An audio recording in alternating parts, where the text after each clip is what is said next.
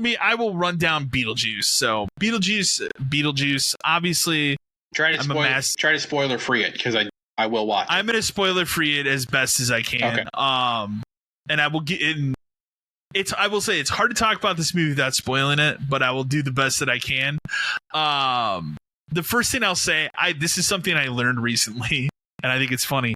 So we talked about before, like, my favorite actor of all time is Michael Keaton. My dad's favorite actor of all time, Michael Keaton. When I was a kid, this was a movie I was not allowed to see as a young kid.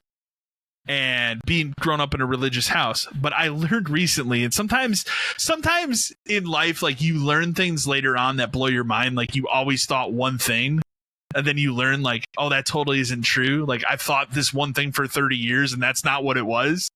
I learned that about the original Beetlejuice. So for 30-some years, I thought my parents had gone to see this movie in the theater, like every other Michael Keaton movie, and they just didn't like it. I learned in the last week that my parents have never seen Beetlejuice. What? And they saw the trailer and decided that wasn't for them at the time. Whoa.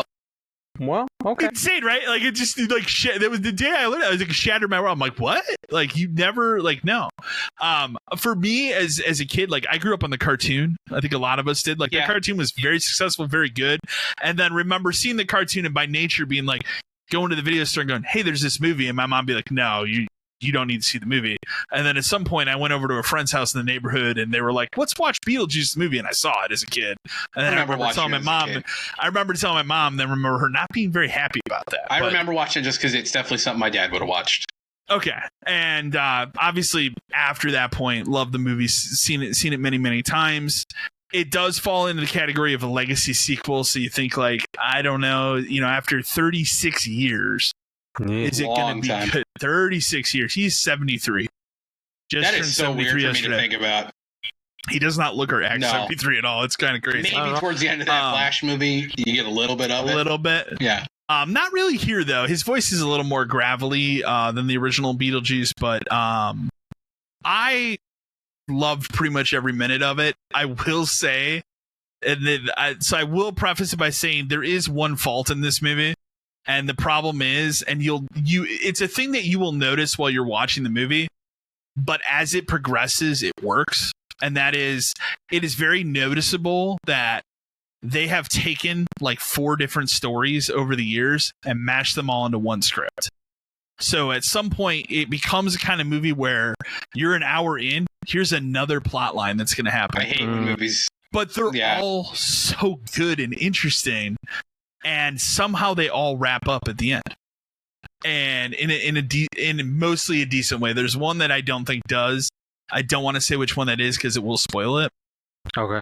There is another very good. The other thing I'll say, there's a very good cameo from another predominant actor that has been in other Tim Burton movies. I will not spoil who it is. Is it who it is because of what you just said?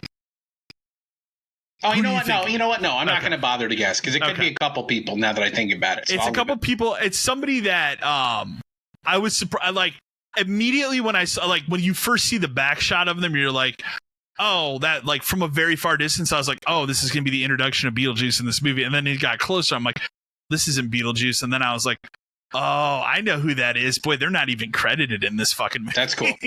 And it's a very good cameo. Okay. So I will say that. And that's early in the, it's like in the first 15 minutes. But it's weird because each one of these has a great, like, story that for the most part they wrap up really good. Like I said, one doesn't really have a decent payoff.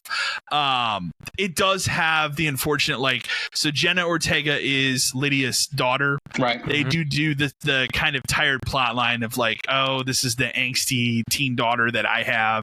She's a complete opposite of Lydia. She doesn't believe in ghosts.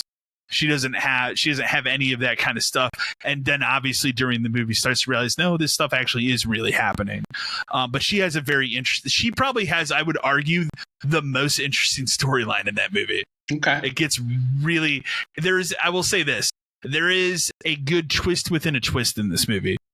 Okay. You can probably predict the first twist. I don't think you'll predict the second one. And that all has to do with her. But I had a blast with the rest of it. Michael Keaton, he slips right back into that role without any problem. He's very, very funny. I will also say, I won't say what it is, but they actually do give you the origin of Beetlejuice, where it came from. Nice. And it's done in a very funny way, and it doesn't ruin anything about it. I saw some people that are like, I don't really like, it doesn't do anything. I saw somebody bring up that like, oh, maybe some people might be offended because of the like adding to the lore of Beetlejuice. So I'm like, this is Beetlejuice. No, I There's think one movie and one cartoon. I also think Star like Wars. You need to, if you're going to answer it now, because it's not like this is going to keep going. Well, okay, so you've seen the trailer for the movie, right? I've seen a bunch. I don't think it's a spoiler to know that Monica Bellucci's in this movie. Yeah, I know that. Okay. Do you know what her character is? No, don't say anything more. Then I won't. I'm gonna watch it as soon as I can. I don't know if it was obvious or not. In the trailer. Okay, I won't say her character. I will say she is a part of this movie, but she's not as big of a part as you would think. Also, Willem Dafoe, not as big of a role in this movie as you would think, but his brief part in this movie is very fantastic. He's a cop. He's very funny in his role. You will enjoy, like, if you enjoy Willem Dafoe, he's very good. I enjoy him in everything. It's a movie where you can just tell every single person in it had a blast making this movie. All of the special effects, and this is another argument I'm going to make here. Like, all the special effects, if they can be practical, are practical and look phenomenal in this movie. Maybe it's my generation and our generation, but I prefer practical over CG. CG is used a little bit. There is one sequence in the movie that is very jarring. It's like 30 seconds to a minute that is animated. Oh. And there's a reason why, I won't spoil. There's a reason why, and you'll know why when you watch the movie, why they chose to do this. Because it involves something that they could not do another way. But it's really weird because the animation, like, it is kind of that Tim Burton style animation, but it's also not at the same time, and it looks weird. But it is such a brief thing that it doesn't take the movie down in any way. So, but it continues the trend of being a good satire of the afterlife without really having like a heaven or a hell. Just kind of like, hey, you get down here and it still kind of sucks, kind of a thing. Like, that was kind of the premise. I think the best way I described it to my girlfriend when we got out of it is like, the thing that's really nice about this sequel, I compare it to, like, remember if you look back at the original Ghostbusters, how Ghostbusters has that very dry sense of humor that's not in the second one. This movie retains that same style of humor from the original. Good, because like it does not sacrifice. The weird one-off like Beetlejuice one-liners in the first movie are like some of my favorite things in the world.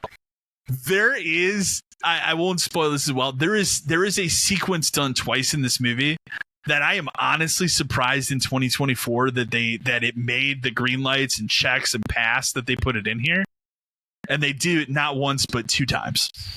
Where I was like, I will say, I thought it was funny. The audience that I saw the movie with, which was sold out. I mean, it was a special screening, but they all laughed and roared. But there is one scene in the movie where people clapped. I will tell you, when you watch the movie, you will know exactly what scene that is. Okay. It's a very good, and it involves, I would say, Beetlejuice's best one-liner in the movie. Nice. So people laughed and cheered and clapped. So first movie while I've seen people clap at the end too. So but again, it was a special screening, so I kind of expect that. You have diehards of diehards going. So I gave it an 8 out of 10, but I do, like, I'm trying to think back on all the movies I've seen in the theater this year.